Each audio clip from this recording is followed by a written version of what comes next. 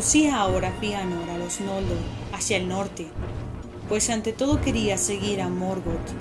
Además, Tuna, bajo Tanikentil, estaba cerca de la cintura de Arda, y allí el gran mar era de una anchura inconmensurable, mientras que al norte los mares divisorios se hacían más estrechos a medida que se aproximaban a la tierra yerma de Aramán y las costas de la Tierra Media.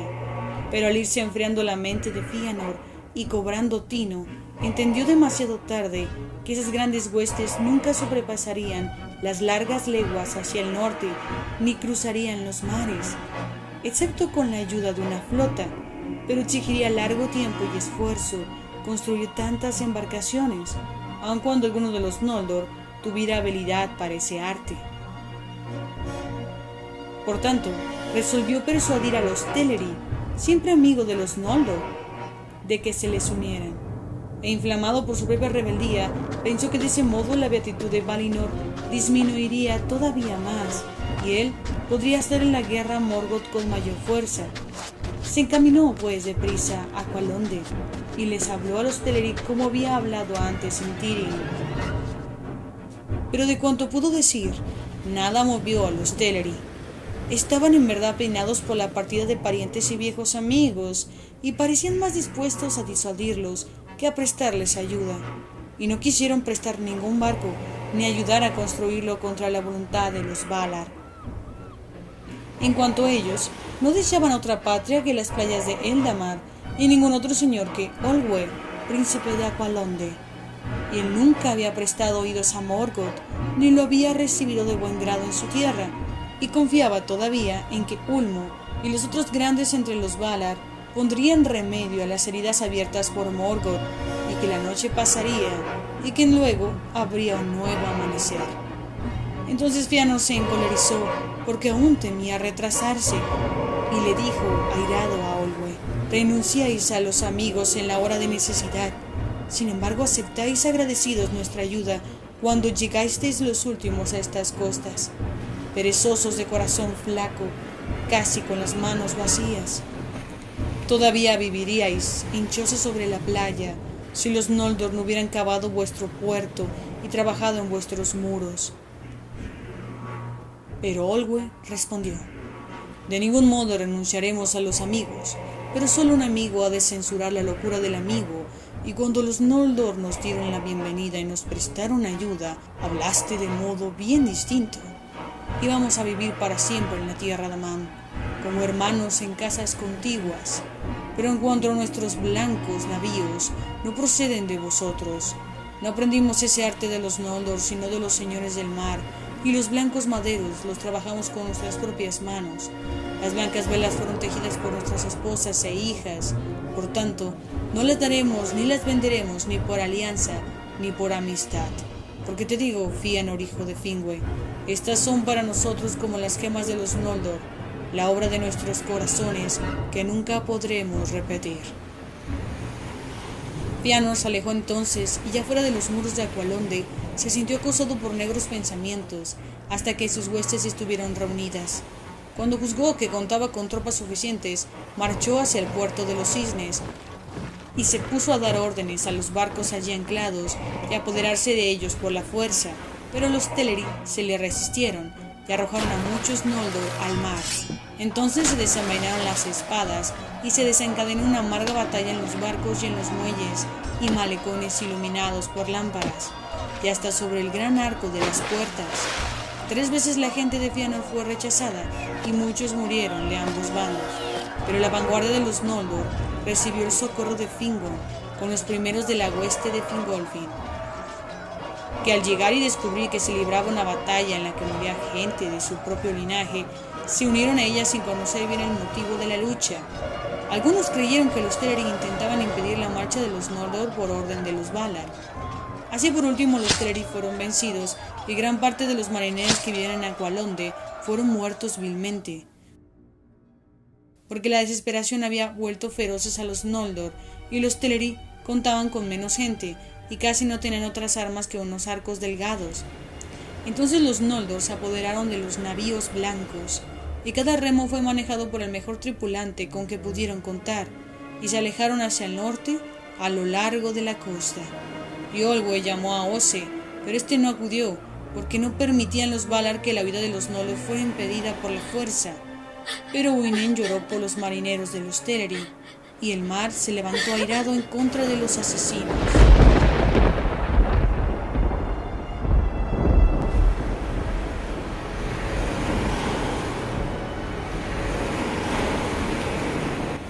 De modo que muchos barcos naufragaron, y quienes iban en ellos murieron ahogados.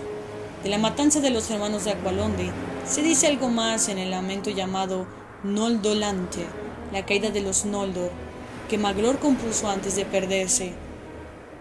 No obstante, la mayor parte de los Noldor logró escapar, y cuando cesó la tormenta, mantuvieron el rumbo, algunos en barco y otros por tierra, pero el camino era largo, y a medida que avanzaban, sobrevenían nuevos males. Después de haber marchado largo tiempo en la inmensa noche, llegaron por fin a los confines septentrionales del reino guardado, en los bordes del desierto baldío de Aramán, que eran montañosos y fríos. Allí vieron pronto una figura oscura, de pie sobre una roca, que contemplaba la costa desde lo alto.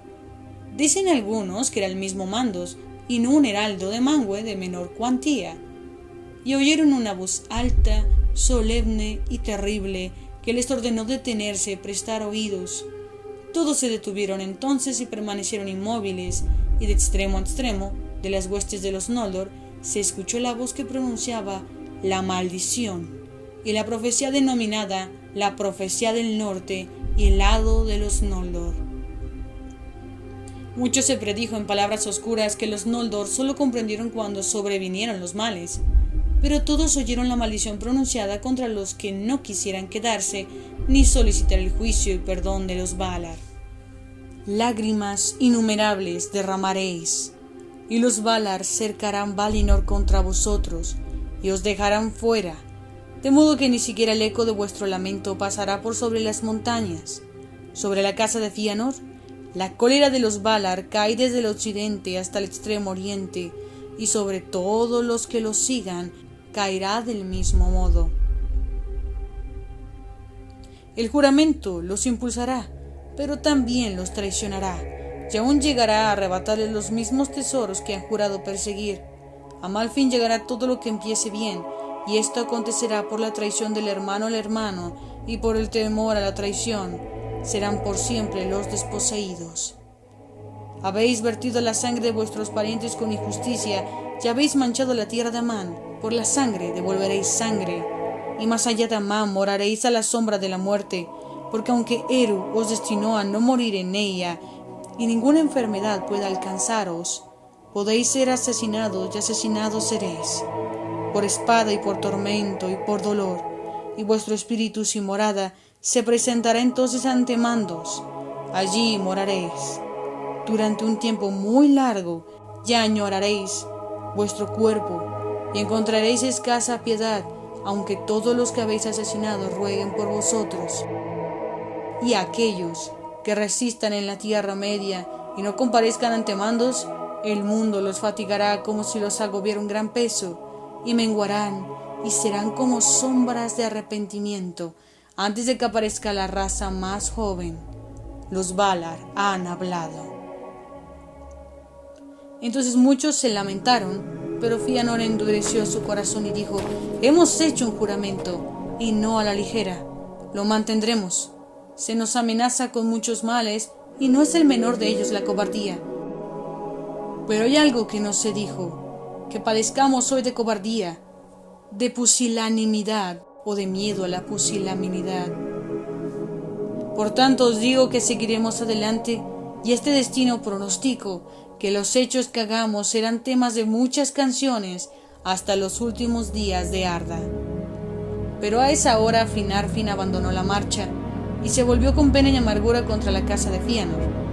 Y esto por causa del parentesco que lo unía a Olwe de Aqualonde, y muchos de los suyos fueron con él entristecidos y tomaron el camino de vuelta hasta que contemplaron una vez más el rayo distante de la Mindon sobre Tuna, que aún brillaba en la noche. Y así llegaron por último a Valinor. Allí recibieron el perdón de los Valar y se le dio a Finarfin el gobierno del resto de los Noldor en el reino bendecido. Pero los hijos de Finarfin no estaban con él, pero no quisieron abandonar a los hijos de Fingolfin, y todo el pueblo de Fingolfin siguió adelante, aun sintiéndose empujado por la gente de su propio linaje y por la voluntad de Fëanor, y temiendo enfrentar el juicio de los Valar, pues no todos eran inocentes de la matanza de Aqualonde. Además, Fingon y Turgon eran audaces y de fiero corazón, y detestaban abandonar cualquier tarea iniciada por ellos mismos antes del amargo final, si amargo había de ser. De modo que la mayor parte de la hueste siguió adelante, y pronto el mal, que había sido predicho, empezó a operar.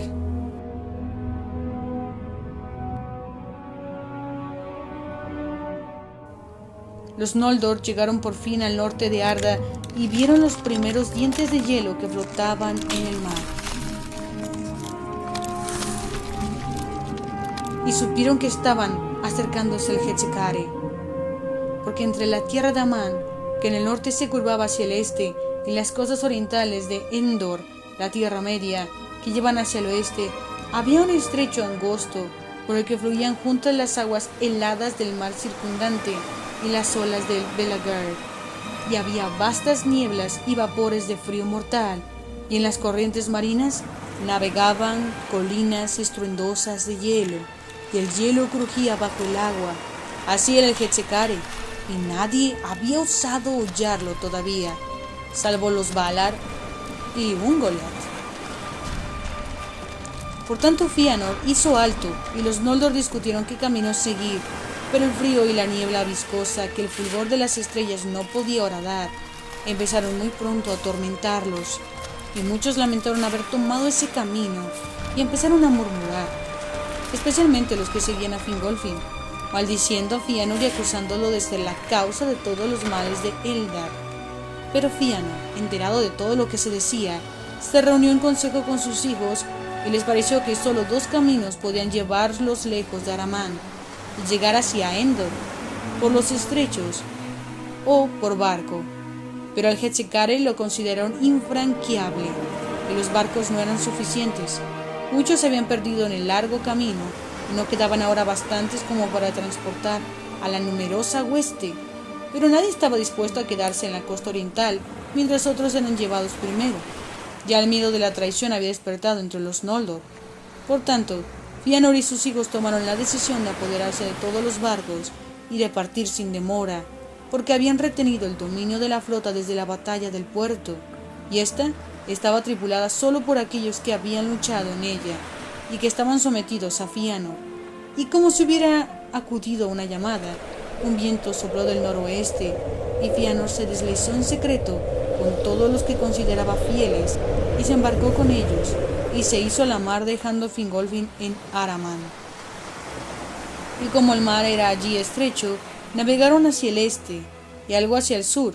Avanzó sin pausa, y fue el primero entre los Noldor en poner pie una vez más en las costas de la Tierra Media, y el desembarco de Fëanor ocurrió en la desembocadura del estuario llamado The Grist, que se adelantaba hacia Dor Lomir.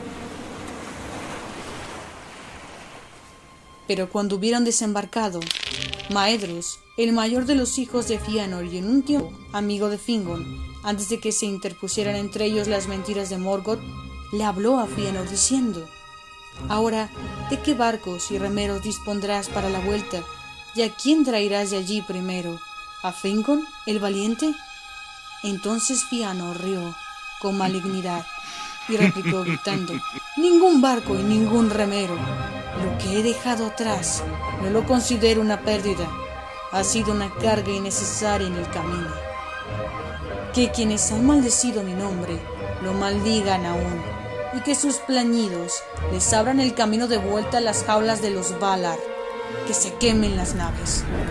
Entonces Maedhros se apartó, pero Fëanor hizo que se prendiera fuego a las blancas naves de los Teleri. Así pues, en este lugar que se llamó Losgard, en la desembocadura del estuario de The Grist, acabaron los navíos más hermosos que nunca hayan surcado el mar, en una gran hoguera, fulgurante y terrible. Y Fingolfin y su pueblo vieron la luz del incendio desde lejos, roja bajo las nubes, y supieron que habían sido traicionados.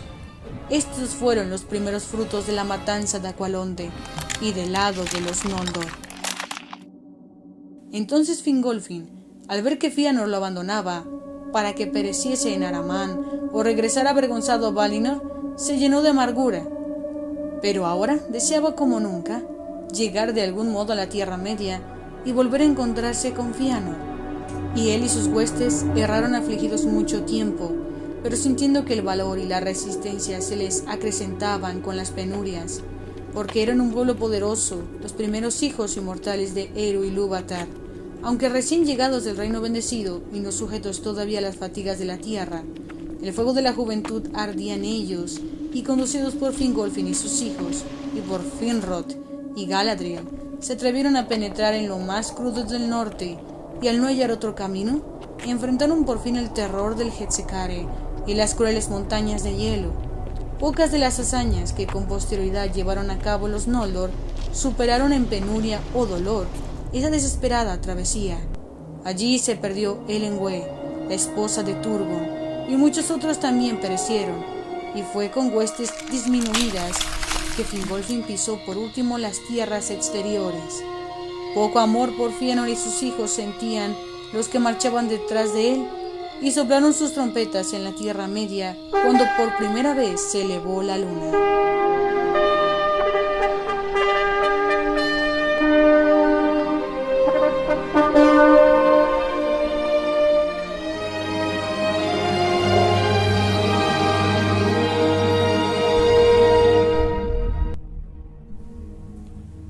Bien, mis queridos Istaritos, hasta aquí el capítulo 9 del Silmarillion, la vida de los Noldor. Ay, disculpen la tardanza, he tenido muchas cosas que lidiar, sobre todo con mi salud. Mi garganta, como saben ustedes, se puso mal 2 veces seguidas, o sea, apenas me reponía, otra vez me tumbaba un virus, y pues evidentemente no quería ofrecerles un trabajo a medias, y por esa misma razón esperé a recuperarme.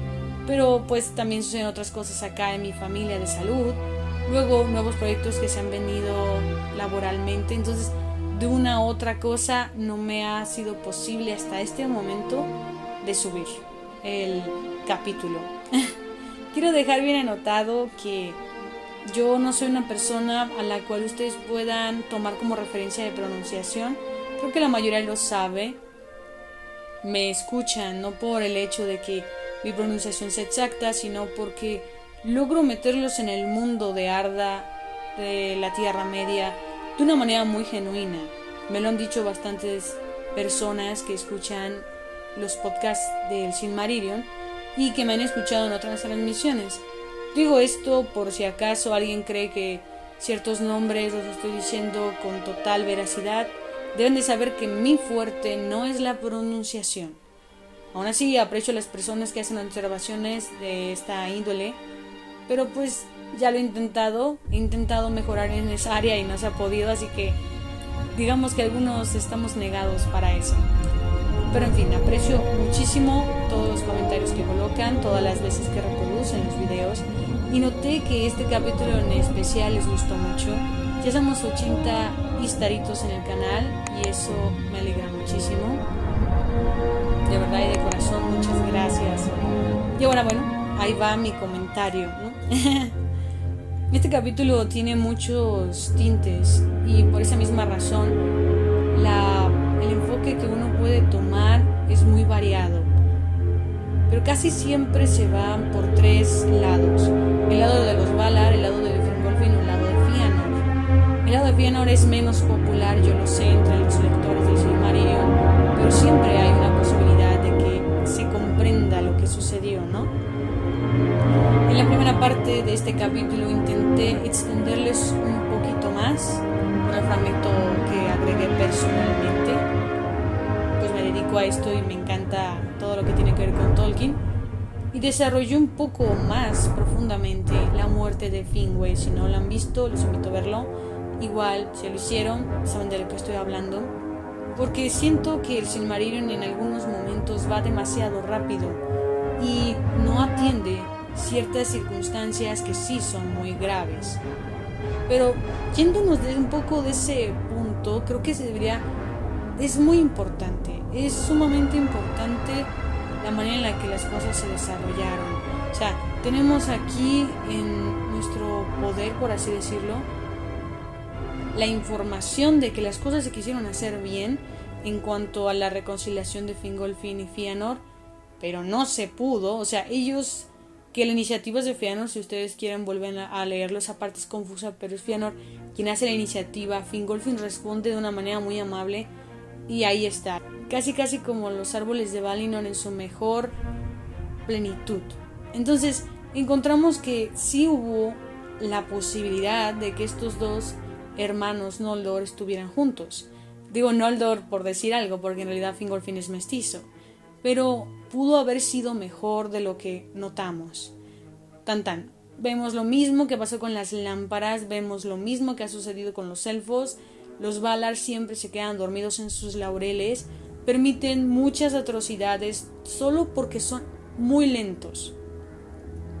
Quisiera pensar que solo es por lentitud, que no se dan cuenta de lo que pasa.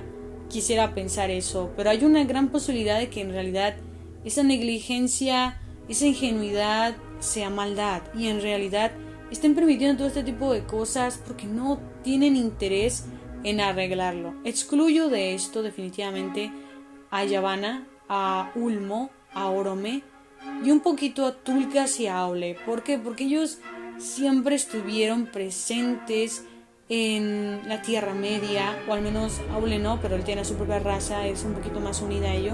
Y Tulkas vino a partirle la cara a Melkor, muestra un poquito más de valor al respecto. El resto, ya mencionado, se ocupó de la Tierra Media, descubrieron a los elfos, fueron un poco más despiertos en el sentido de ayudar a las criaturas de Arda. Pero como siempre, lo que vimos con las lámparas se vuelve a repetir, los árboles son destruidos, ¿y qué sucede? ¿De qué manera solucionan el problema? Le piden a una criatura que ellos debían proteger que les dé lo más preciado que él tiene para arreglar el problema. Estamos hablando de los Valar. ¿Que los Valar no pueden hacer nada o qué? Eru los capacitó para hacer la Tierra Media. Crearon las lámparas, crearon la luz, porque lo podemos ver. Lagos en Cuimenen, las lámparas maravillosas y los árboles maravillosos, y me dicen que no pueden recrearlos, que no pueden hacer nada al respecto. Me parece muy absurdo, y más que volteen con el más pequeño, porque hablando en cuestión de castas, Fëanor estaba al cuidado de los Valar, no al revés, y le digan, dame tus Silmarils para arreglar el problema. Me parece grave la ineptitud que se destaca aquí, y más que se atemoriza al individuo para que ofrezca esto, porque van a decir, Yavanna pidió amablemente, no tanto, fue como echar un poco la lástima. Tulkas responde insistiendo con violencia, al menos verbal, que te estén gritando uno de los Valar que le da miedo a Melkor, obvio que te va a poner la piel erizada, y el único en meterse a comprender la situación con suficiente consideración es Aule. Le dice, no estás pidiendo poco. Él se daba cuenta, él amaba las joyas, pero sabía que para Fëanor no solo eran joyas, eran todo para él. O sea, su padre, sus hijos y las joyas eran lo más importante en su vida. Y era como si a Aule le pidieran sus enanos. Ojo, que aquí no fue como que los Valar le pidieran los enanos para reemplazar a un elfo. De ser así, yo estoy segura que él diría que no. Si Eru le hubiera pedido a Fëanor los Silmarils, estoy segura que se los hubiera dado. Pero fueron los Valar quienes ya le habían fallado desde antes. Que se tenga en consideración ese punto. Una raza que ya les falló, una raza que no los protegió, una raza que permitió que Melkor los dividiera, es la misma raza que dice necesito ahora tu ayuda. O sea, como que no, simplemente no logro entenderlo. Y luego, más aparte, hay una cosa interesante que no sé si muchos lo lograron analizar. No sé qué expectativa tengan al respecto del comentario de Mandos, pero cuando Fëanor destaca que él, si le quitan las joyas, moriría y sería el primero de los elfos en Valinor en morir, la respuesta de Mandos es muy siniestra. Y si no, aquí lo tengo para que lo puedan de alguna manera recordar. Cuando Fëanor habla de que el simple hecho de romperlas sería romper el corazón a él y él moriría y sería el primero de entre todos los Eldar en Aman en morir. Dice Mandos, no el primero. Pero nadie entendió estas palabras. ¿Qué quiso decir Mandos ahí? Me llama mucho la atención porque muchas veces no se menciona ni siquiera de una forma destacada, pero ¿qué quiso decir Mandos ahí? No el primero. Mandos ya sabía que Finwë había sido asesinado, porque no pasa mucho tiempo para que un mensajero venga a comunicarle a Fëanor que Finwë está muerto. Quiere decir que Mandos sabía qué estaba pasando porque al final puede predecir el futuro y no advirtió de esto. Le pareció más interesante, más productivo, más importante atender la cuestión de los árboles cuando ya estaban suficientes Valar en el sitio para atender esto, que ir a salvar a Finwë, que se supone que los Valar protegen a los elfos. Nuevamente les fallan. O sea, sí me entienden ese punto, yo creo. Y eso me parece muy destacable porque casi nadie habla de qué dijo Mandos ahí, por qué lo dijo. Entonces yo, si hubiera sido Fëanor, si me pasan todas estas cosas, yo también hubiera querido levantarme en armas. Sí, suena fuerte, pero es que es verdad. Él está ahogando por su pueblo. Estos tipos ya los están esclavizando. Que si los vemos de esta manera, es muy cierto. Los Vanyar tenían el lujo de estar siempre protegidos por Manwë. Los Teleri tenían soberanía de sus tierras. Porque sí, estamos aquí en Valinor, pero tenemos nuestra propia parte y reino, alejados de las obligaciones de Valinor, alejados del engaño de Melkor, porque ellos estaban aislados de Valinor en su propia tierra sin ningún problema. Cuando los Noldor, su proyecto de vida era estar juntos, fueron los únicos abandonados. Y bueno, los Noldor abogan por los Teleri porque a los Vanyar les valió mayormente un hongo venenoso que proteger a sus propios hermanos, y los Noldor, Finwë personalmente aboga por ellos. Entonces esto también me llama mucho la atención porque ya después que se le piden, para no alargarme tanto en el comentario, cuando se le pide ayuda a Olwë, que hoy unos barcos, o sea, no necesitaba darles todos, pero al menos unos cuantos barcos, él se niega rotundamente, aun cuando Fëanor le recuerda que su padre y los Noldor los ayudaron a no solamente venirse a Valinor, sino establecerse, tener una residencia como debía de ser. Ah, sí, bueno, pero ¿qué responde Olwë? Sí, pero los barcos no los hizo tu papá y no te los voy a prestar.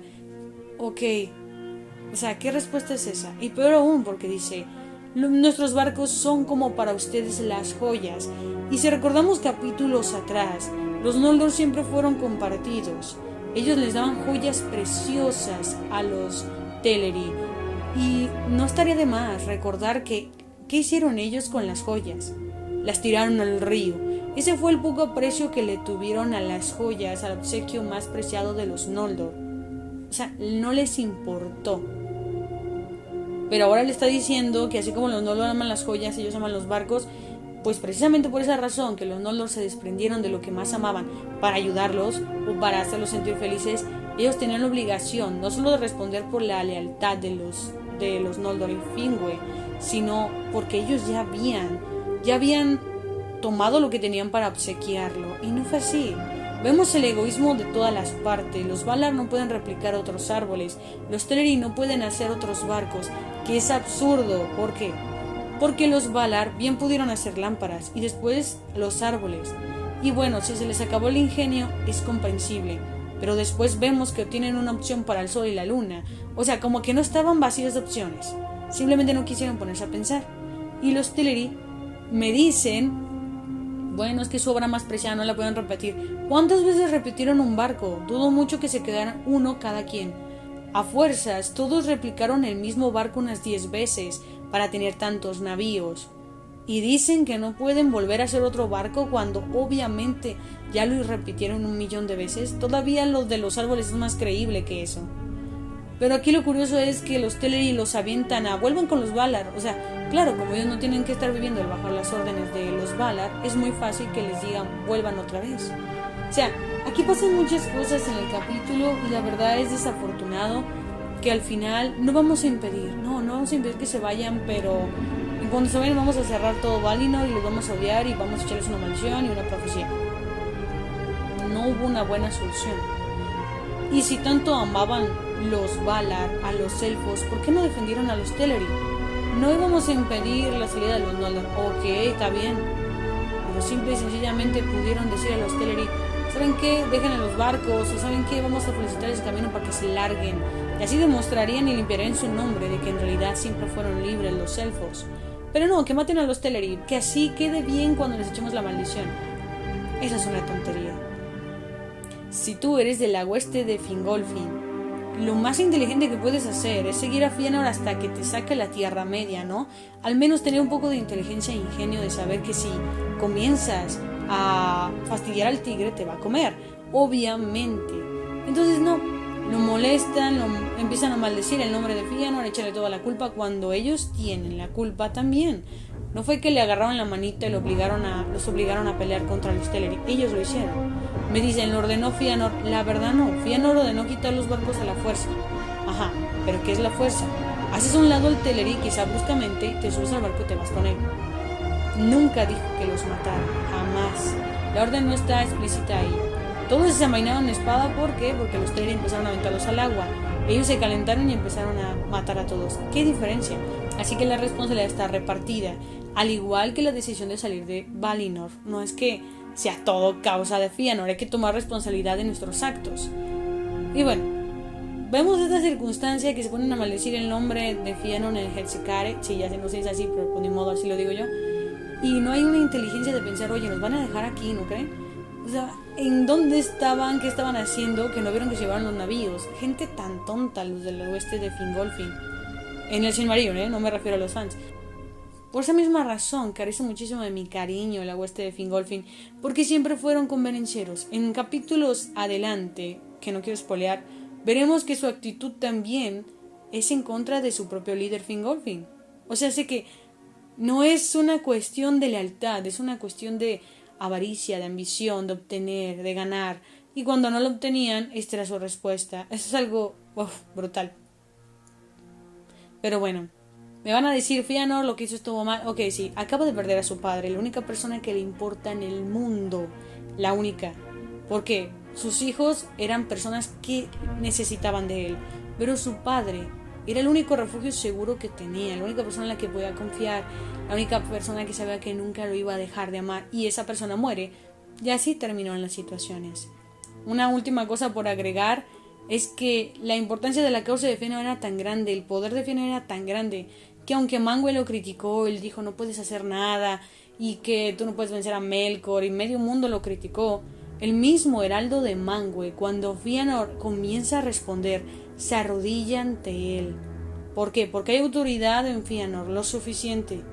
Quizás no les agrade a ustedes las acciones que tomó, hay algunas acciones que a mí tampoco me agradaron, pero y me identifico con sus intenciones, me identifico con sus principios y me alcanzo a identificar mucho con la convicción que tenía de liderar a un pueblo que sentía él estaba esclavizado. Así que sí, esto es una rebeldía. ¿Por qué? Porque el mismo rey de los Noldor murió en las narices de los Valar. Obvio que iba a enloquecer. Y si yo me pongo en su lugar, quizás, tal vez estuviera a punto de hacer lo mismo. Pero bueno, esa es solo mi opinión. Si a ti no te agrada Fëanor, está bien, solo quiero abrirte los ojos un poco al respecto. Y pues nada, deja tu like si te gustó, por favor, y si no, iré a quemar tus barcos. Suscríbete, comenta, por favor. Si te gustaría apoyar el canal de alguna manera, te dejaré en la caja de descripción tanto mi Patreon como mi PayPal, por si acaso quieres hacer alguna contribución. No es obligatorio, pero es una cuestión ya de cada quien. Y bueno, nos estaremos viendo muy pronto, Istaritos, con el capítulo 10. También bastante bueno, pero un poco más ligero. Yo diría que es la bebida light del Silmarillion, a mi opinión. Espero que lo hayas disfrutado. Lamento mucho la tardanza, pero pues a veces no se puede. Igual está hecho con mucho cariño. Les mando abrazos a todos y espero que tengan un muy bonito día. Yo fui la señorita Istari y nos estaremos viendo. Namaria.